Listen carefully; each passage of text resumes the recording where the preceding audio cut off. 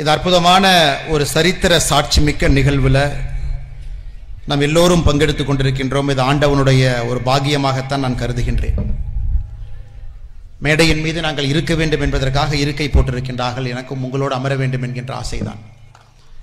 50 கிராமத்திலிருந்து அந்த கிராமத்தை மையப்படுத்தி 50 கோவில்கள் கட்டப்பட்டு அதனுடைய சாட்சியாக வந்திருக்கக்கூடிய 50 கிராமத்தினுடைய மக்கள் அவர்களுக்கு என்னுடைய சிறப்பான மற்றும் ஒரு வணக்கத்தை தெரிவித்துக் கொள்கின்றேன். மேடையின் மீது இருக்கக்கூடிய இந்த நிகழ்ச்சியினுடைய மிக முக்கியமான ஒரு மனிதர் சின்மயா மிஷன் நாகப்பட்டினம் அதனுடைய ஆச்சாரியா, இங்கே தங்கி இருந்து பொறுப்புகள் எல்லாம் கவனித்துக் கொண்டிருக்கக்கூடிய சுவாமி ராம கிருஷ்ணானந்தா அவர்கள் ஒரு பெரிய பொறுப்பை கையில் எடுத்து அதை நிறைவுபடுத்தி அந்த பொறுப்பில் யாரெல்லாம் பங்கெடுத்தார்களோ எல்லோருக்கும் மரியாதை செய்து கௌரவம் செய்து மிக அமைதியாக மேடையின் மீது அமர்ந்திருக்கின்றார்கள். சின்மயா மிஷன் நாகப்பட்டினம் இதனுடைய சேர்மனாக கடந்த 28 ஆண்டுகளாக பணியாற்றி கொண்டிருக்கக்கூடிய ஐயா PN ராமலிங்கம் அவர்கள், 9 குருக்கள் சார்பாக தலைமை குருவாக வந்து மேடையின் மீது அமர்ந்திருக்கக்கூடிய தங்கப்ப குருக்கள் அவர்கள், அவருடைய குழு அவரும் சேர்ந்து 50 கோவிலுக்கும் கூட மிகச்சிறப்பாக கும்பாபிஷேகம் நடத்தி முடித்திருக்கின்றார்கள். அவர்களுக்கும் என்னுடைய சிறப்பு வணக்கத்தை நன்றிகளை தெரிவித்துக் கொள்கின்றேன். கோயம்புத்தூர் சின்மயா மிஷனுடைய செயலராக இருந்து இந்த நிகழ்ச்சிக்கு சிறப்பு விருந்தினராக வந்திருக்கக்கூடிய ஐயா கிருஷ்ணமூர்த்தி அவர்கள் மேடையின் மீது இருக்கின்றார்கள். அவர்களுக்கும் என்னுடைய வணக்கத்தை தெரிவித்துக் கொள்கின்றேன். இந்த அரங்கத்தில் என்னோடு வந்திருக்கக்கூடிய என்னுடைய கட்சியை சார்ந்த தலைவர்கள், நிர்வாகிகள், பொதுமக்கள் இந்த நிகழ்ச்சியிலே பங்கெடுப்பதற்காக தொலைதூரத்திலிருந்து, பாம்பேவிலிருந்து, கரூரிலிருந்து, கோயம்புத்தூரிலிருந்து, வேறு பகுதியிலிருந்து வந்திருக்கக்கூடியவர்கள், மிக முக்கியமாக இளைஞர்கள் ஆன்மீகத்தில் வந்து இளைஞர்கள் நிறையா வந்தால் மட்டும்தான் அந்த ஆன்மீகம் தலைந்தோங்கும். மேடையிலிருந்து பார்க்கும் பொழுது நிறைய 20 வயசு குறைவான பெண்கள், ஆண்கள், சகோதரர்கள் அமர்ந்திருக்கின்றார்கள். அவர்களுக்கும் என்னுடைய சிறப்பு வணக்கத்தை தெரிவித்துக் கொள்கின்றேன். அன்பு சொந்தங்களே, இந்த சின்மயா மிஷன் என்பது சாதாரண ஒரு அமைப்பு கிடையாது. 2026 75ஆம் ஆண்டில் காலெடுத்து எடுத்து வைக்கிருக்கின்றார்கள். 1951 சுவாமி சின்மயானந்த அவர்கள் எல்லா இடத்துக்கிட்டையும் பேச ஆரம்பித்தாங்க. அப்போ அமைப்பு இல்லைங்க. அவரை பொறுத்தவரை இந்த ஹிந்து மதத்தை சரியான முறையில் சொல்லிக் கொடுக்க மாட்டாங்க, தவறாக சொல்லிக் கொடுக்குறாங்க. ஹிந்து மதத்தை சரியான முறையில் சொல்லிக் கொடுத்தால் மட்டும்தான் மக்களுக்கு இந்த மதத்தின் மீது ஒரு பற்று வரும். வயது குறைந்தவர்கள்லாம் இந்த மதத்தை கெட்டியாக பிடித்து கொண்டு இன்னும் வேகமாக இந்த மதத்தை வளர்ப்பாங்க. அப்படிங்கிறக்காக அவரே பேச ஆரம்பித்தார். அவர் கேரள மாநிலத்தில் பிறந்தவர். 1916 பிறந்தவர். ஒரு சிறந்த ஒரு பத்திரிகை துறையில் நிபுணத்துவம் பெற்றவர். நேஷனல் ஹெரால்டு போகிற பத்திரிகையிலெல்லாம் பெரிய பெரிய கட்டுரைகள் எழுதியவர். சுதந்திர போராட்ட காலகட்டத்தில் அதற்காக போராடியவர். சிறைக்கெல்லாம் சென்றவர். 1949 கிட்டத்தட்ட அவர் பிறந்த 33 ஆண்டுகள் கழித்து சுவாமி சிவானந்தா, சுவாமி தப்பாவனந்தா 2 சாமிகிட்ட போய் தீட்சை வாங்கி, சந்நியாச தீட்சை வாங்கி, அவருடைய இயற்பெயர் பாலகிருஷ்ண மேனன். பிறந்த பொழுது தந்தையார் வைத்த பெயர் பாலகிருஷ்ண மேனன். தீட்சை சுவாமி சின்மயானந்தாவாக மாறுகிறது 1949. 59 பேச ஆரம்பிக்கிறாங்க. கீத ஞான யக்னம் அப்படிங்கிற பேரில் 5 பேர், 50 பேர், 500 பேர், 5000 பேர், 50,000 பேர், 1,00,000 பேர் கூட்டமாக அப்படியே வர்றாங்க. அப்போடைய சன்னியாசிகள்லாம் சொல்கிறாங்க, சுவாமி நாம் ஒரு அமைப்பு ஆரம்பிக்கணும். இந்தியா முழுவதும், உலகம் முழுவதும் இந்த அமைப்பு எடுத்துகிட்டு போகணும். அமைப்பு இருந்தால் மட்டும்தான் தன்னாளர்கள் ஒரு பக்கம் வருவாங்க, பொதுமக்கள் ஒரு பக்கம் இருப்பாங்க, நம்மால் நடத்த முடியும் என்று. அப்போ சுவாமி சின்மயானந்தா அவர்கள் சொல்கிறாங்க, நீங்கள் என்ன வேணாலும் ஆரம்பிங்க, ஆனால் என் பேரில் ஆரம்பிக்காதீங்க அப்படின்னு. ஏன்னா நான் இங்கு வந்திருப்பதே ஒரு மனிதனுடைய பெயரில் ஒரு அமைப்பு அறிமுகமானால் அந்த மனிதனுடைய மறைவுக்கு பிறகு அந்த அமைப்பு காணாமல் போயிடும். அதனால் நீங்கள் தயவு செய்து என்னுடைய பேரில் இந்த அமைப்பு ஆரம்பிக்காமல் நீங்கள் எல்லாம் போய் தேடி ஒரு நல்ல பெயரோடு வாங்க அப்படின்னு. 1953 அவங்களுடைய சிஷ்யர்கள்லாம் வந்து, உங்கள் பேர் சின்மயானந்தாவாக இருந்தாலும் கூட நாங்கள் சின்மயா என்கின்ற பெயர் சமஸ்கிருதத்தில் ஞானம் என்கின்ற பொருள், அதனால் சின்மயா என்கின்ற பெயரில் தான் ஆரம்பிக்கலான்னு நாங்கள் உங்களுக்கு அறிவுரை சொல்கிறோம். இது உங்கள் பெயர் கிடையாது. சாமிஜி ஒத்துக்கிறாரு. சின்மயா மிஷன் ஆரம்பிக்கப்பட்டு 1951 சுவாமி அவர்கள் எல்லா பக்கமும் பேச ஆரம்பித்து இன்னைக்கு கிட்டத்தட்ட 350 370 அமைப்புகள் உலகம் முழுவதுமே கடந்திருக்கின்றார்கள். 2026 75வது பவள ஆண்டு விழா நடக்க இருக்கிறது. அந்த நேரத்தில் நாகப்பட்டினம் மாவட்டத்தில் 50 கோவில்கள், 17 கோவில்கள் தரைமட்டத்திலிருந்து புதிதாக, மற்ற கோவில்கள் எல்லாம் பழைய கோவில்கள் சிதிலமடைஞ்சிருந்த கோவிலில் புனரமைத்து எல்லா கோவிலுக்கும் கும்பாபிஷேகம் செய்து இன்னைக்கு ஊர் மக்களை எல்லாம் அழைத்து அவர்கள் முன்னிலையில் விளக்கெல்லாம் கொடுத்து அந்த கோவில்கள் உங்கள் கிராமத்தினுடைய மையமாக இருக்க வேண்டும் என்று இன்னைக்கு இந்த நிகழ்ச்சி நடந்து கொண்டிருக்கிறது. நானும் உங்களைப் போல ஒரு சின்ன ஊரில் பிறந்தவன், மிக அக்கறையாக ஆர்வமாக எங்கள் ஊரில் இருக்கக்கூடிய ஒரே ஒரு கோயிலை சின்ன வயதிலிருந்து ஆர்வமாக படித்த ஒரு மனிதன் நான். எங்களுக்கு இருக்கக்கூடிய 72 குடும்பங்கள் எங்களுடைய கிராமத்தில், நான் பிறந்த ஊரில் ஒரே ஒரு கோவில், ஒரு முருகன் கோவில், கிராமத்து கோவில். அந்த காலத்தில் நம்முடைய முன்னோர்கள், குறிப்பாக என்னுடைய பாட்டனார்கள் தாத்தாக்கள்லாம் இருக்கும்போது பார்த்தீங்கன்னா நாங்கள் விவசாய குடும்பத்தை சார்ந்தவங்க, விவசாயம் தான் எங்களுடைய தொழில். இங்கே எப்படி மீனவ நண்பர்கள் நிறையா வந்திருக்கிறீங்களோ அங்கே விவசாயம், நாங்கள் அதிகமாக விவசாயம் பண்ணுறவங்க.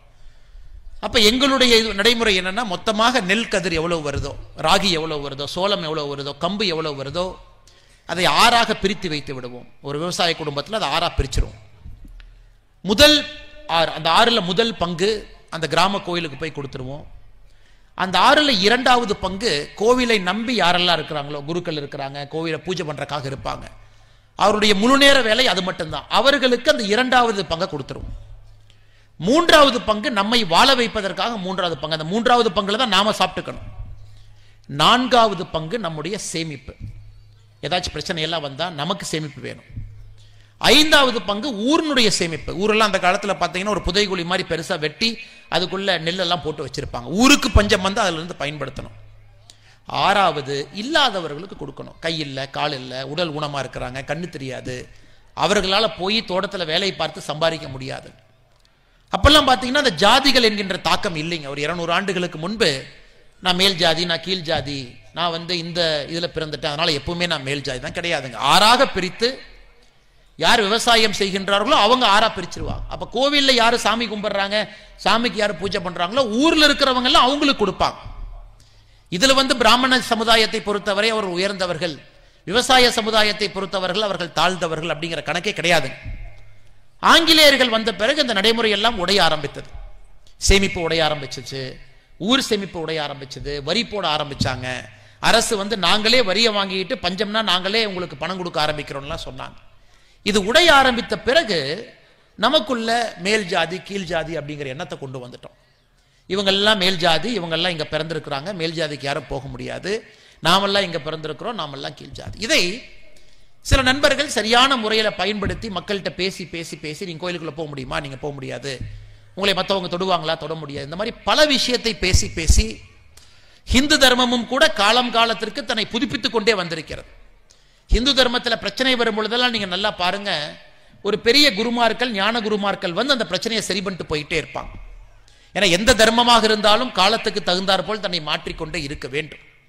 கடந்த 200 ஆண்டுகளில் ஹிந்து தர்மத்திற்கு வந்த சோதனை என்பது எண்ணற்ற அளவற்ற சோதனைகள். இதை பயன்படுத்தி நம்ம சுவாமி சின்மயானந்தா அவங்க ரொம்ப அற்புதமாக சொல்லுவாங்க, இந்தியாவை பொறுத்தவரை 2 மதம் தான் இந்தியாவில். இன்னைக்கு ஹிந்துக்களாக இருப்பவர்கள், இன்னொருவர் ஹிந்துக்களாக இருந்தவர்கள், 2 மதம் தான் இந்தியாவில் இருக்கு, வேற எந்த மதமும் கிடையாது என்று சுவாமி சின்மயானந்தா அவர்கள் அடிக்கடி தன்னுடைய சொற்பொழிவில் பேசக்கூடிய ஒரு வார்த்தை அது. காலம் மாறும் பொழுது, சூழ்நிலைகள் மாறும் பொழுது நிறைய நண்பர்கள் மதம் மாறி வேற பக்கம் போயிட்டாங்க. ஸோ எல்லா மதமும் சம்மதம் என்று நினைக்கக்கூடிய மதத்திலிருந்து நாம் இருக்கின்றோம். எந்த மதத்தையும் கூட நம்ம கீழே பார்க்க மாட்டோம், அவங்க தவறுன்னு சொல்ல மாட்டோம், யார் வந்தாலும் கூட ஒரு அனுமதிப்போம். மகாராஷ்டிரா பகுதியில், இன்னைக்கு இருக்கக்கூடிய பாம்பே பகுதியில் ஜொரஸ்டேரியனிசம், பெர்ஷியன், இன்னைக்கு இருக்கக்கூடிய ஈரான், அவங்க ஊரில் பிரச்சனை வந்த பொழுது அங்கிருந்து எல்லாம் பயந்து நம்மகிட்ட வந்தாங்க. 13ஆம் நூற்றாண்டு 12ஆம் நூற்றாண்டில் அத்தனை பெர்ஷியன் இங்கே வந்தாங்க. அவங்க ஒரு மதத்தை பின்பற்றுறாங்க, ஜொரஸ்டேரியனிசம் அப்படிங்கிற அந்த மதத்தினுடைய பெயர். உள்ள வரும்போது நம்முடைய அந்த பகுதியில் இருந்தவங்க எல்லாம் போய் ராஜாட்ட முறையிட்டாங்க, ஐயோ நாம இந்துக்கள், நாம இன்னொரு மதத்தை சார்ந்தவங்க நம்ம ஊருக்குள்ள வர்றாங்க, நம்ம ஊருக்குள்ள விடவே கூடாது, திருப்பி கடல்ல அனுப்பிடணும். வந்தவர்கள் என்ன சொன்னாங்க, இல்லைங்க எங்க ஊர்ல பிரச்சனைங்கிறதுனால தான் நாங்கள் இங்கே வந்திருக்கோம், தயவு செஞ்சு எங்களை ஏத்துக்குங்க அப்படின்னு. அப்ப அந்த ராஜா என்ன பண்ணாரு, மக்களுக்கு புரிய வைப்பதற்காக ஒருத்தரை பார்த்து சொன்னார், ஒரு சொம்புல பாலை கொண்டு வாங்க அப்படின்னு. இன்னொரு பார்த்து சொன்னாங்க, கைப்பிடி சர்க்கரையை கொண்டு வாங்க. ஸோ ராஜாக்கு முன்னாடி ஒரு சொம்புல பாலும் இன்னொரு பக்கம் கைப்பிடி சர்க்கரையும் வந்தது. வந்த பிறகு ராஜா சொன்னாங்க, கையில சர்க்கரை வச்சிருக்கிறவங்க பாலுக்குள்ள, சொம்பு பாலுக்குள்ள சர்க்கரையை போடுங்க. பாலே பார்த்தீங்கன்னா சொம்பு முழுவதும் நிறைந்து நிற்கிறது. அப்ப சர்க்கரையை போடும் பொழுது பால் ததும்பி வெளியே வராம போடப்பட்ட சர்க்கரையெல்லாம் அந்த பால் கிரகிச்சு உள்ள இருக்குது. அப்ப ராஜா சொல்றாரு, ஹிந்து தர்மத்தை சார்ந்தவர்கள் எதற்கும் பயப்பட தேவையில்லை, நாம் சொம்பில் இருக்கக்கூடிய பாலை போன்றவர்கள். எத்தனை பேர் நம்மிடம் கலந்தாலும் கூட அதை அப்படியே கிரகிச்சு நாம வச்சுக்குவோம். அதனால இந்த மதம் யாரை பார்த்தும் பயப்பட வேண்டிய அவசியம் இல்லை அப்படின்னு. அப்படித்தான் ஒரு மதமும் இந்தியாவுக்குள்ள நாம் அனுமதித்தோம். காரணம், எந்த மதத்தையும் பார்த்து நமக்கு பயம் கிடையாது. ஏன்னா இந்த மதம், இது அடிப்படையில் நாம் மதம் என்கின்ற வார்த்தையை பயன்படுத்துறோம். இந்த முதல்ல மதம் என்கின்ற வார்த்தை அல்ல, இந்து மதத்தை பொறுத்தவரை வாழ்வியல் முறை, இது ஒரு வாழ்க்கை முறை. 1893 சுவாமி விவேகானந்தா அவர்கள் சிகாகோ போறாங்க, அமெரிக்கா போறாங்க. உலகத்தில் இருக்கிற எல்லா மதத்தை சார்ந்த தலைவர்களையும் மேடையின் மேல் உட்கார வைக்கிறாங்க அமெரிக்காவில். 1893. இன்னைக்கு எத்தனை வருஷம் பாருங்க, கிட்டத்தட்ட 132 வருஷத்துக்கு முன்னாடி. அப்ப சுவாமி விவேகானந்தர் அவர்கள் அவரும் போய் உட்கார்ந்துருக்காங்க. எல்லாரும் பேசுறாங்க. விவேகானந்தர் அவர்கள் 18ஆவதா பேசுறாங்க. சுவாமி விவேகானந்தர் அவர்கள் 17 பேர் அவருக்கு முன்னாடி பேசுறாங்க. நான் இந்த மதத்தை சார்ந்தவன், உலகத்திலே எங்க மதம் தான் பெருசு, நான் இந்த மதத்தை சார்ந்தவன், எங்க மதம் தான் பழமையான மதம், நான் இந்த மதத்தை சார்ந்தவன், என் மதத்தை மாதிரி எந்த மதமும் கிடையாது, நாங்க தான் புண்ணியம் செஞ்சவங்க. 18 பேரும் பேசுறாங்க. கடைசியா விவேகானந்தர் அவர்கள் 19ஆவதா மைக் எடுத்து பேசுறாங்க. அவருடைய உரையை நீங்க கேட்டிருப்பீங்க, கேட்காதவர்கள் குறிப்பா இளைஞர்கள் இருந்தீங்கன்னா தயவு செஞ்சு நீங்க கேட்கணும். விவேகானந்தர் அவர்கள் தன்னுடைய உரையை ஆரம்பிக்கும் பொழுது டியர் பிரதர்ஸ் அண்ட் சிஸ்டர்ஸ் அப்படின்னு ஆரம்பிக்கிறார். இந்த அரங்கத்தில் இருக்கக்கூடிய அன்புக்குரிய சகோதர சகோதரிகள் அப்படிங்கிறார். ஆனா இருக்கிறவங்க எல்லாம் வெள்ளக்காரங்க, இருக்கிறவங்க எல்லாம் அமெரிக்கர்கள், புரொட்டஸ்டன்ட், கேத்தலிக்ஸ், வேறு வேறு கிறிஸ்தவ மதத்தை சார்ந்தவர்கள், வேறு வேறு மதத்தை சார்ந்தவர்கள், எல்லோருக்குமே தூக்கி வாரி போடுது. அந்த 18 பேர் பேசும்போது யாருமே பிரதர்ஸ் அண்ட் சிஸ்டர்ஸ் சொல்லலையே. ஆனா இந்த மனிதன் மட்டும் 19ஆவதாக பேச வந்த பொழுது வேர்ல்டு பார்லிமெண்ட் ஆஃப் ரிலீஜன்ஸ் அந்த நிகழ்ச்சியில எல்லோரையும் என்னுடைய அண்ணன் தங்கைகள் சொல்லும் பொழுதே அவங்களுக்கு தெரிஞ்சிருச்சு, ஓ இது வேற ஏதோ ஒரு விஷயம். அவருங்க இந்த இந்த இந்த ஆரஞ்சு கலர் ட்ரெஸ் போட்டுட்டு ஒரு சாமி வந்திருக்கிறாரு, ஆசிய பகுதியிலிருந்து வந்திருக்கிறாரு, ஒரு வேற யாரோ ஒரு ஆளு. அப்ப விவேகானந்தர் சொல்றாரு, நான் வந்திருக்கக்கூடிய ஒரு மாங்க், நான் முற்றிலும் துறந்து வாழ்ந்து கொண்டிருக்கக்கூடிய சன்னியாசி, நான் ஒரு ஆர்டர்ல இருந்து வர்றேன், நான் ஒரு வழிமுறையை பின்பற்றக்கூடிய ஒரு அமைப்பிலிருந்து உங்கள் முன்னால் நின்று கொண்டிருக்கின்றேன். நான் மதத்தை, எந்த மதத்தையும் சார்ந்தவன் கிடையாது. ஆனா எனக்கு முன்னாடி பேசினவங்க எல்லாம் மதம் மதம் மதம் என்கின்ற வார்த்தையை பயன்படுத்தினால நானும் மதம் என்கின்ற வார்த்தையை பயன்படுத்த வேண்டிய கட்டாயம் எனக்கு இருக்கு. அந்த மதத்திற்கெல்லாம் தாய் மதமான இந்து மதத்திலிருந்து இங்கே உங்கள் முன்னால் பேசிக் கொண்டிருக்கின்றேன் அப்படின்னா அந்த ஒரே ஒரு பேச்சு, சுவாமி விவேகானந்தருடைய அந்த ஒரே ஒரு பேச்சு சிகாகோ மாகாணத்துல அது மிகப்பெரிய ஒரு எழுச்சியை ஏற்படுத்தி உலகம் முழுவதுமே நம்முடைய இந்து வாழ்வியல் முறையை எல்லோருக்கும் எடுத்துட்டு போயிருச்சு. ஆங்கிலேயர்களுக்கு, ஐரோப்பிய நாட்டில் இருக்கிறவங்களுக்கு, அமெரிக்கர்களுக்கு, இப்படிப்பட்ட ஒரு மதமான். அதில் ரொம்ப அற்புதமா ஒரு வார்த்தையை பயன்படுத்துறார். நாம் இத்தனை மதம் இருக்கிறோம், நான் யாரையும் குறை சொல்லல, என்னுடைய மதம் மட்டும்தான் உயர்ந்த மதம் என்று சொல்லல. நாங்கள் எல்லோருமே ஒரு நதியில் இருக்கக்கூடிய கிளைகளை போன்றவர்கள். இந்த நதியினுடைய கிளைகள் எல்லாம் பெரிய சமுத்திரத்தில் போய் ஒருங்கிணைஞ்சாக வேண்டிய கட்டாயம் இருக்கு. அப்படிப்பட்ட சமுத்திரம் என்பது இந்த உலகத்தினுடைய கடவுள் பரமாத்மா. அதை நோக்கித்தான் எல்லோரும் போறோம். ஆனா எல்லோரும் ஒரு பாதையை தேர்ந்தெடுக்கின்றோம். ஒரு மதத்துல பார்த்தா கடவுள் வழிபாடு இருக்கு, இன்னொரு மதத்துல கடவுள் வழிபாடே கிடையாது. நம்முடைய மதத்துல பார்த்தா எப்ப வேணாலும் கோயில்ல எப்படி வேணாலும் சாமி கும்பிடலாம், உங்களுக்கு பிடிச்ச மாதிரி கும்பிடலாம், எந்த சாமி வேணாலும் கும்பிடலாம், எந்த நாள் வேணாலும் கும்பிடலாம், நான்வெஜ் சாப்பிட்டுட்டு கும்பிடலாம், நான்வெஜ் சாப்பிடாம கும்பிடலாம், சாமிக்கு கறி வைத்து விட்டு அதையே சாமிக்கு பிரசாதமாக வைத்து விட்டு கும்பிடலாம், இல்ல அந்த சாமிக்கு கறியே ஆகாது சைவ சாமி அப்படியும் கும்பிடலாம். சிறு தெய்வங்கள் பெரிய தெய்வங்களாகவும் கும்பிடலாம், பெரும் தெய்வங்களாகவும் கும்பிடலாம். இன்னைக்கு 51 கோயில்ல பாத்தீங்கன்னா ஐயனார் சாமி இருக்கிறாங்க, கருப்பணசாமி இருக்கிறாங்க, சிறு தெய்வங்கள் கிராம தெய்வங்கள் இருக்கிறாங்க. அதே நேரத்தில் பெரும் தெய்வமாக இருக்கக்கூடிய பெருமாள் இருக்கிறாங்க, சிவன் இருக்கிறாங்க. அதனால்தான் அந்த இந்து மதத்தை பொறுத்தவரை வெளியிருந்து வந்தவர்களுக்கு யாருக்குமே புரியல, என்னன்னே தெரியல அவங்களுக்கு, எப்படி மக்கள் இப்படி வாழ முடியும். ஒரே ஒரு நாள் தான் இந்த கோயிலுக்கு வாங்க, மற்ற மதத்துல கட்டாயம் இருக்கு. கிறிஸ்தவ நண்பர்களா இருந்தா ஞாயிற்றுக்கிழமை அன்னைக்கு சர்ச்சுக்கு போகணும். ஜூஸ் யூதர்களாக இருந்தீங்கன்னா 7வது நாள், அதாவது 7வது நாள் கட்டாயமாக நீங்க ஓய்வெடுக்கணும். 6 நாள் மட்டும்தான் வேலை செய்யணும், 7வது நாள் கட்டாயமா ஓய்வெடுக்கணும். இஸ்லாம் மதத்தில் இருந்தீங்கன்னா ஒரு நாட்களுக்கு எத்தனை முறை தொழுகை செய்ய வேண்டும், எப்படி செய்ய வேண்டும், எங்கே பார்த்து செய்ய வேண்டும், அவர்களுக்கு அந்த கட்டாயம் இருக்கு. ஆனா எந்த கட்டாயமும் இல்லை, இதை பார்த்துக்கிறதுக்கு ஆளும் கிடையாது, யாரும் ஃபைனும் போட மாட்டாங்க, கோயிலுக்கு வருவீங்களான்னு கேட்பரும் கிடையாது. கோயில்ல எல்லா சமுதாயத்தை சார்ந்தவர்களும் பூஜை பண்றாங்க. அப்ப இந்த மதம் என்ன அப்படிங்கிறது வெளியிருந்து வந்தவர்களுக்கு புரிவதற்கே ஒரு 100 ஆண்டுகள் ஆகிவிட்டது. 1600 700 காலகட்டத்தில் நிறைய சரித்திரத்தெல்லாம் படிச்சீங்கன்னா, அதனால் இந்த மதத்திலிருந்து கொஞ்சம் பேர்த்த மதம் மாற்றுவதும் எளிதா போயிருச்சு. காரணம் ரூல்ஸ் இல்லை, ரெகுலேஷன் இல்லை, ஆர்டர் இல்லை. ஸோ இந்த நேரத்தில் சுவாமி சின்மயானந்தா போல அற்புதமான மனிதர்கள் இங்கே பூமியிலே அவதரித்து தன்னுடைய வாழ்க்கையெல்லாம் அர்ப்பணித்து ஒரு கீதையை மிக எளிமையாக நமக்கு சொல்லிக் கொடுப்பது. கடவுள்னா என்ன? கீதை அடிப்படையில் சமஸ்கிருதத்தில் இருக்கு. நமக்கு சமஸ்கிருதத்தில் ஒருத்தர் படித்து அதை ஒருத்தர் சொல்லி அதை தமிழில் மொழியாக்கம் செய்து அதை படிக்கும் பொழுதே நமக்கு சில கருப்பொருள் காணாமல் போயிருது. இன்னைக்கு பாரத பிரதமர் நரேந்திர மோடி அவர்கள் கங்கை கொண்ட சோழபுரத்திற்கு வந்த பொழுது சின்மயா மிஷன் பார்த்தீங்கன்னா கீதை முழு கீதையும், அதாவது 18 அத்தியாயங்கள் 400 வேர்ஸ், இன்னைக்கு நாம 15வது அத்தியாயத்தில் 20 வேர்ஸ் நம்ம படிச்சோங்க ஐயா. 20 பாதம் இருக்கு, 20 படிச்சோம். அதே போல முழு பகவத்கீதை பார்த்தீங்கன்னா 18 அத்தியாயங்கள் இருக்கு, அதில் 400 பதங்கள் இருக்கு, 400 பதம் இருக்கு. அதை 18 அத்தியாயத்தையும் தமிழ்ல மொழிபெயர்த்து, சமஸ்கிருதத்தை தமிழ்ல மொழிபெயர்த்து அது இளையராஜா ஐயா கிட்ட போய் இசையமைச்சு கங்கை கொண்ட சோழபுரம் மேடையில் பாரத பிரதமர் நரேந்திர மோடி அவர்கள் கீதையை தமிழ்ல சின்மயா மிஷன் அவர்கள் கொடுத்ததை பிரதமர் அவர்கள் இப்பதான் வெளியிட்டு போனாங்க. நம்ம குழந்தைகள் கீதையை தமிழ்ல கேட்கணும், அதே ஸ்லோகம் தமிழ்ல இருக்கணும். அதுக்கு ஒரு வலிமை இருக்கு, அதுக்கு ஒரு மந்திர சக்தி இருக்கு. நமக்கு ஒரு மொழி தெரியவில்லை என்றாலும் கூட அதை படிக்கிறோம், கேட்கிறோம், அதில் ஆனந்தம் அடைகின்றோம். ஆனால் நம்முடைய தாய்மொழியில கீதையை படிக்கும் பொழுது, அதே ஸ்லோகத்தை படிக்கும் பொழுது, அதே மந்திர சக்தியோடு படிக்கும் பொழுது எப்படி இருக்கும் என்று பாருங்கள். அதனால் குறிப்பாக இங்க தாய்மார்கள் இருக்கிறீங்க, உங்க குழந்தைகளுக்கு நீங்க சின்மயா மிஷன் அவர்கள் தமிழ்ல வெளியிட்டிருக்கக்கூடிய பகவத்கீதையை ஆடியோ வடிவில் இருக்கு, அதை நீங்க போட்டு காட்டணும். முழுவதும் எல்லா சாப்டரும் பண்ணியிருக்கிறாங்க. இசைமேதை இளையராஜா ஐயா இசையமைச்சிருக்கிறாங்க. ஏன்னா இது இன்னும் எளிதாக்குகின்றோம், இன்னும் பக்கத்துல போய் கொடுக்கணும். அதே போல இந்து மதத்தை பொறுத்தவரை அடுத்து நமக்கு தெரியுங்க, மக்கள்கிட்ட பேச வேண்டிய கட்டாயம் மதகுருமார்களுக்கு இருக்கு. நம்ம மதத்தை சார்ந்தவர்கள், பெரியவர்கள், ஆன்மீக தொண்டு செய்பவர்கள், சன்னியாசிகள், இவங்க நிறைய பேசி பேசி கிராமத்துக்கு போனா மட்டும்தான் இந்த மதத்தினுடைய வளர்ச்சி, இந்த மதத்தை சார்ந்து இருப்பவர்களுக்கு உண்மையான புரிதல் அது எல்லாம் கிடைக்கும். இன்னைக்கு நம்முடைய சுவாமி ராமகிருஷ்ணானந்த அவர்கள் கிராமத்தை நோக்கி சென்று 53 கோவில்களை வடிவமைத்து உள்ளூர் மக்கள் அவர்களை பயன்படுத்தி அவர்களுக்காக ஒரு கோவில் கட்டி பூஜை செய்து கும்பாபிஷேகம் முடித்து அவங்க கையில் அந்த கோவிலை கொடுத்துருக்காங்க. அது ரொம்ப முக்கியம்.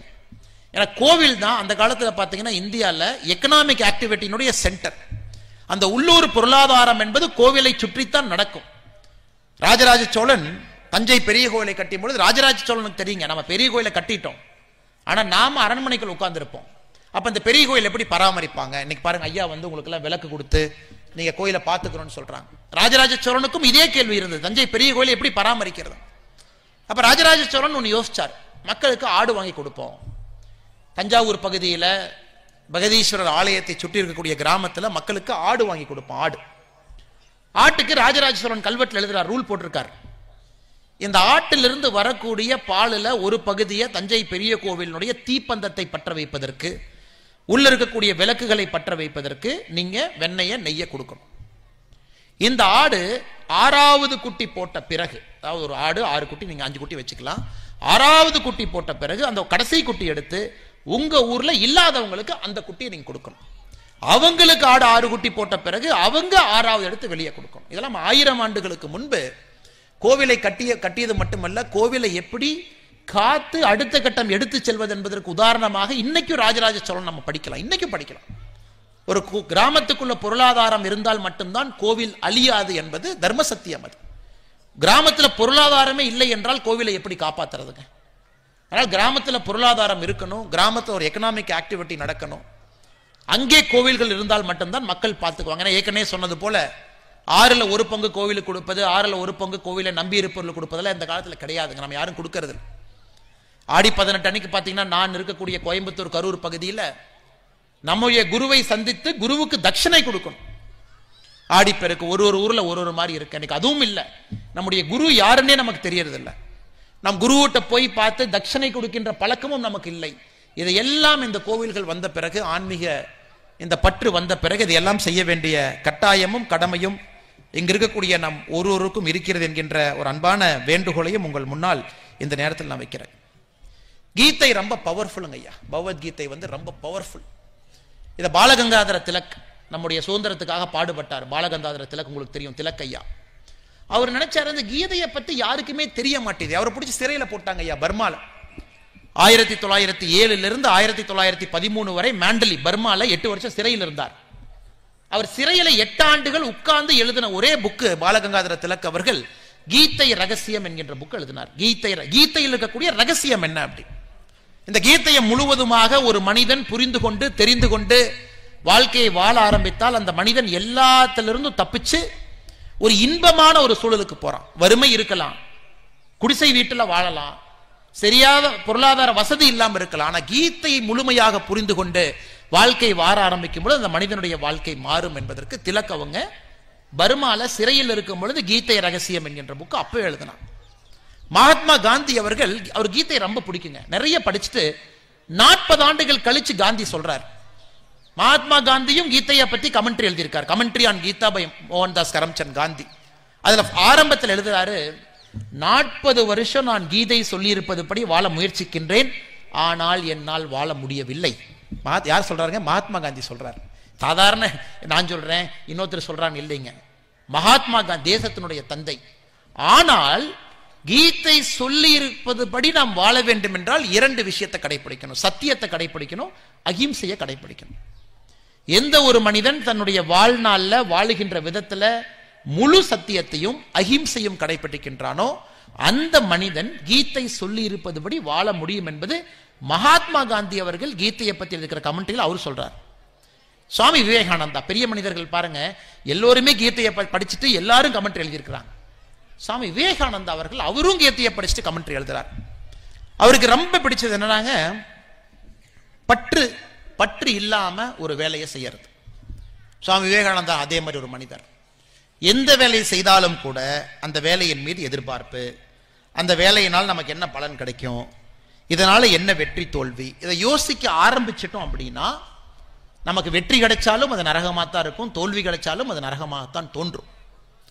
இதற்கு நிறைய விஷயங்கள் கீதையில இருந்து நம்ம ஆன்றோர்கள் சான்றோர்கள் நமக்கு சொல்றாங்க.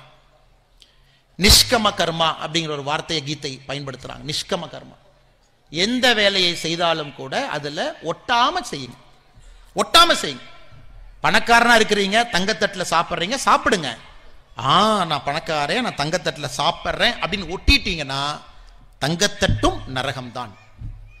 நான் ஏழையா இருக்கேன், ஏதோ ரோட்ல இருக்கிற ஒரு பெரிய இலையை பறித்து கொண்டு வந்து வீட்டில் வச்சு சாப்பிட்றேன், ஐயோ ஒரு இலையில சாப்பிட்றமே, ஏழையா இருக்கிறனே அப்படின்னு நீங்க நினைச்சாலும் அது நரகம்தான். இருவருமே ஒட்டாம தங்கத்தட்டுல சாப்பிட்டாலும் சாதாரண ஏதோ ஒரு தட்டுல சாப்பிடுவது போலவும், நான் ஏழையாக இருந்தாலும் ஒரு இலையை போட்டு வாழை இலையை விடுங்க, ரோட்ல இருக்கிற எத்தனையோ இலையை பறிச்சு நம்ம சாப்பிட்றோம், பல இடத்துல பார்த்துருக்கோம். அப்படி இருந்தாலும் உணவை உண்ணுகின்றேன், எப்படி உண்ணுகின்றேன் என்பது முக்கியம் அல்ல அப்படிங்கிற அந்த மனசை நீங்க எதையும் ஒட்டாம கொண்டு வரும் பொழுது வாழ்க்கையினுடைய வெற்றி அங்கே ஆரம்பிக்கிறது. இதுதான் திலக் அவர்கள் கீதையின் ரகசியத்துல சொல்றாங்க. எது செஞ்சாலும் ஒட்டாம செய்யுங்க, எதிர்பார்க்காதீங்க. செஞ்ச வேலைக்கு கூலி வேணும்னு எதிர்பார்க்காதீங்க, 4 பேர் கை தட்டணும்னு எதிர்பார்க்காதீங்க. 4 இடத்துக்கு போனா நம்ம பெரிய மனிதர், சில இடத்துல நம்ம கீழே உட்கார வேண்டி வரும், சில இடத்துல மேல உட்கார வேண்டி வரும். இன்னைக்கு கீழே உட்கார்ந்து இருக்கிறவங்க நாளைக்கு மேல உட்காருவாங்க, மேல உட்கார்ந்து இருக்கிறவங்க நாளைக்கு கடைசி ரோல் உட்காருவாங்க.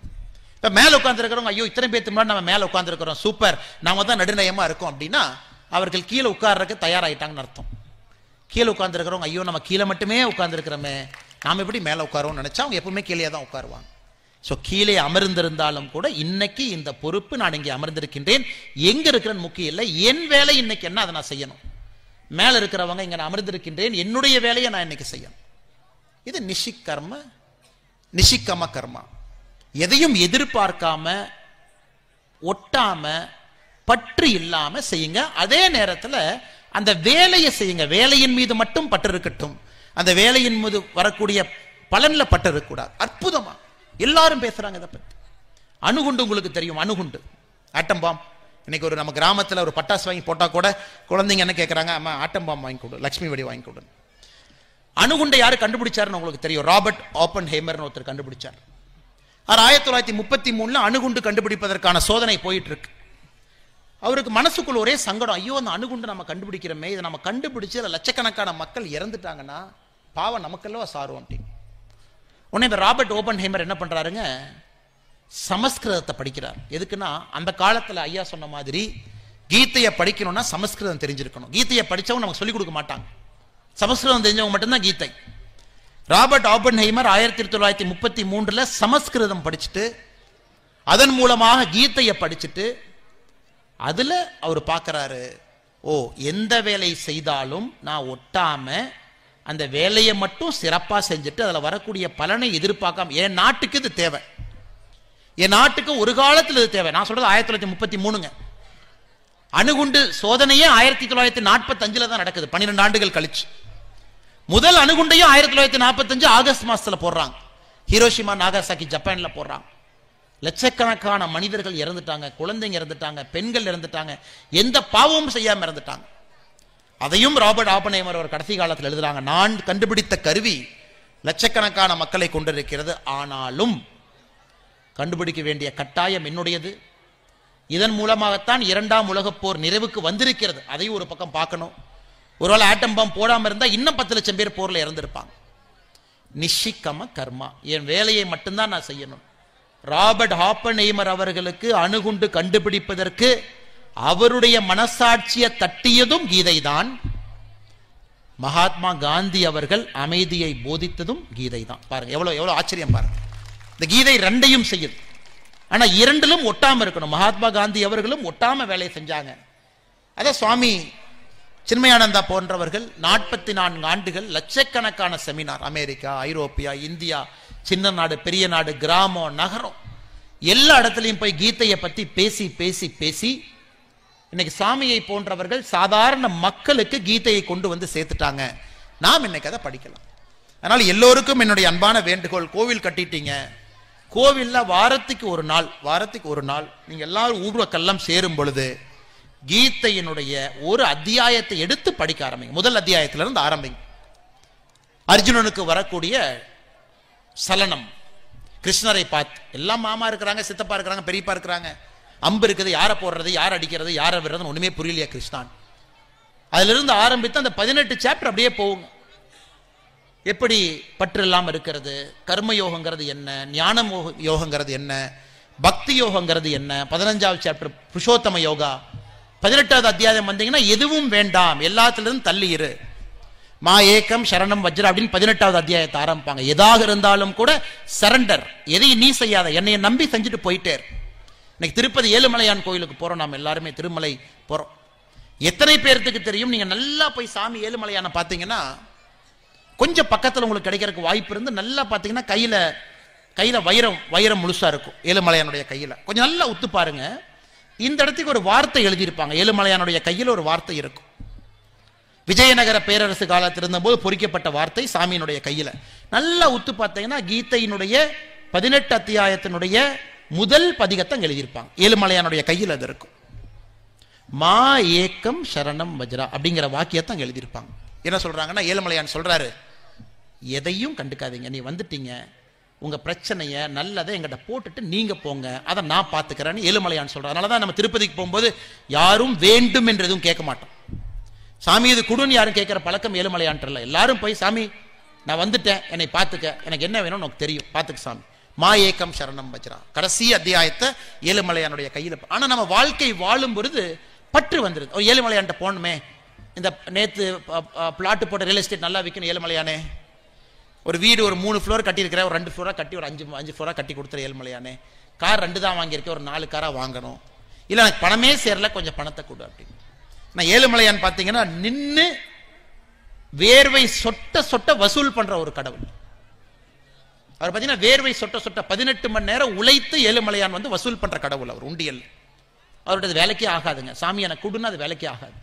அதனாலதான் ஏழுமலையானுடைய கையிலேயே சரணம் வஜ்ரா, அதாவது சாமி நான் வந்துட்டேன், சரண்டர் ஆயிட்டேன், காலை பார்த்துட்டேன், போயிட்டே இருக்கிறேன், எனக்கு என்ன கொடுக்கணும்னு உனக்கு தெரியும், நான் என்னை தகுதிப்படுத்திக்கிறேன் சாமி, என் தகுதியை நான் வளர்த்துக்கிட்டே இருக்கேன், என் தகுதியை வளர்த்துவது மட்டும்தான் என் கடமை, கொடுப்பது உன்னுடைய கடமை, நீ பார்த்துக்க சாமி, வந்துட்டேன் நன்றின்னு சொல்லிட்டு கிளம்பிடுவான். அது ஏழுமலையானை தரிசிப்பதற்கான சிறப்பான ஒரு வழியாக எல்லோரும் சொல்வார்கள் பெரியவர். நம்ம எல்லா கோவிலையும் பார்த்தீங்கன்னா கீதை என்பது நம்முடைய இந்து வாழ்வியல் முறையிலிருந்து வந்தது, கீதையிலிருந்து இந்து வாழ்வியல் முறை வந்தது. அதனால் இன்னைக்கு இந்த 18வது அத்தியாயம் புருஷோத்தம யோகம், இந்த அத்தியாயத்தை நாம் எல்லோரும் இணைந்து இன்னைக்கு மாஸ் சாண்டிங் எல்லோரும் இணைந்து மொத்தமாக அதை படிச்சிருக்கிறோம். அதனால் நிச்சயமாக ஒரு கோயிலையும் நீங்கள் அதை செய்ய வேண்டும் என்கின்ற அன்பான வேண்டுகோளை வைத்து கடைசியாக ஒரு அற்புதமான மண்ணில் நின்று கொண்டிருக்கின்றோம். 63 நாயன்மாரில் மிக முக்கிய நாயன்மாராக இருக்கக்கூடிய அதிபத்த நாயன்மாரனுடைய ஊர். அவருடைய வாழ்க்கையே நமக்கு ஒரு பாடம்.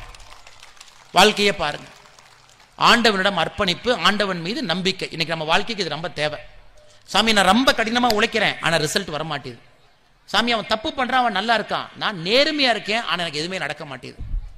சாமி நேத்து வந்தவன் அரசியல்ல போஸ்டிங் வாங்கிட்டு போயிட்டான், நான் இன்னைக்கு இருக்கேன், ஒன்றும் கிடைக்க மாட்டேது. அவன் பாருங்க தப்பா பண்றான், எம்எல்ஏ எம்பியா இருக்கிறான், நான் நல்லவனா இருக்கிறேன், ஒண்ணுமே இல்லை. ஸோ இங்க இருக்கக்கூடிய எல்லோருக்கும் இது ஏதோ ஒரு சிந்தனை மனசுல இருக்கும். அதிபத்த நாயனார் நமக்கு ஒரு கடவுளாக நமக்கு சொல்றார். மீன் பிடிக்கிறாரு, வர்ற மீனை நிறைய மீன் வரும் பொழுது ஒரு மீன் கடவுளுக்கு அப்படின்னு கடலை விட்டுறார். சில நாள் ஒரு மீன் மட்டும்தான் கிடைக்குது. ஏன்னா அவருடைய நோக்கம் என்னங்க, ஒரு மீன் கடவுளுக்கு கொடுப்பறது. சில நாள் ஒரே மீன் தான் கிடைக்குது, கிடைச்ச ஒரு மீனையும் கடலையே விட்டுறாரு, இது சாமிக்கு. அடுத்த நாள் ஒரு மீன் தான் கிடைக்குது, அதையும் பிடிச்சி ஃபர்ஸ்ட் மீன் சாமிக்குன்னு விட்டுறார். அப்ப கடவுளாக பார்த்து ஒரு நாள் அவதரிச்சு வர்றார். உனக்கு நிறைய மீன் கிடைக்கும் பொழுது ஒரு மீன் எனக்கு கொடுத்தீங்க அதிபத்த நாயனாரே, ஒரு மீன் கிடைத்த பொழுதும் அந்த ஒரு மீன் எனக்கு கொடுத்தீங்க. ஏன்னா உங்களுடைய கொள்கையில வைராகியத்துல நல்ல நாள்லையும் கெட்ட நாள்லையும் ஒரே மாதிரி தான் நீங்க வாழ்ந்தீங்க. எனக்கு அதிபத்த நாயனார் சுவாமியை நாம் சிவபெருமானுடைய ரூபமாக நாம் எல்லோரும் வேண்டுகின்றோம், கொண்டாடுகின்றோம். குறிப்பாக நாகப்பட்டினத்தில் ஒரு ஆகஸ்ட் மாசத்துல மிகச்சிறப்பாக அவருக்கு ஒரு விழா எடுத்து படகுல நம்முடைய மீனவ சொந்தங்கள்லாம் போய் நீங்க இன்னைக்கு அதுக்கு ஒரு நாள் கடல்ல மீனை விடுறீங்க அதிபத்த நாயனார் அவர்களுக்காக. சில பேர் மீனை செஞ்சு எடுத்துட்டு போறீங்க. ஏன்னா அவருடைய கதையில பார்க்கும் பொழுது தங்க மீன், ஒரு நாள் தங்க மீன் கிடைச்சது, தங்க மீன் மட்டும்தான் கிடைச்சது, தங்க மீனையும் கடல்ல விட்டார். ஆனால் தங்க மீன் போன்று மீனை எடுத்துட்டு போய் நீங்க விடுறீங்க, மீனை செஞ்சு எடுத்துட்டு போய் விடுறீங்க, உண்மையான மீனை விடுறீங்க. ஸோ நாகப்பட்டினத்திலேயே நமக்கு உதாரணம் சொல்வதற்கு அதிபத்த நாயனார் அவங்க இருக்கிறாங்க. எதையும் எதிர்பார்க்காம நல்ல காலத்துல கெட்ட காலத்துல மழை வரும் பொழுது மழை வராத பொழுது ஒரு கொள்கை, ஒற்றை கொள்கையோடு வாழ்க்கை வாழுங்க, ஆண்டவன் நிச்சயமாக உதவி செய்வான் என்பதை இந்த ஊரில் இருக்கக்கூடிய அதிபத்த நாயனார் அவர்களே ஒரு நாளும் கூட நமக்கு உணர்த்தி கொண்டிருக்கின்றார்கள். ஆனால் அதிகமாக உங்களுடைய நேரத்தை எடுத்துக்கொள்ளாம அடுத்த 2026ஆம் ஆண்டு மிக முக்கியமான சின்மயா மிஷனுடைய 75வது ஆண்டு நாம் அவங்களுக்கு உதவி செய்யணும். 74 ஆண்டுகளாக நமக்கு அவங்க உதவி செஞ்சிருக்கிறாங்க.